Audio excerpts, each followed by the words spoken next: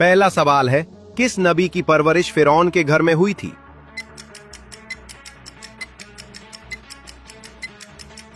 जवाब है हजरत मूसा अलैहिस्सलाम की।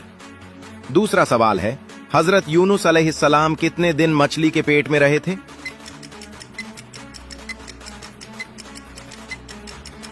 जवाब है 3 दिन तक। तीसरा सवाल है, किस नबी को अल्लाह ताला ने बीमारी देकर आजमाया था?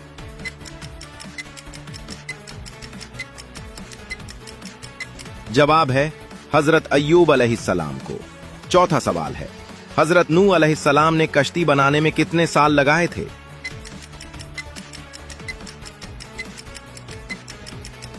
जवाब है 120 साल। आखिरी सवाल है, हम नमाज किसके लिए पढ़ते हैं?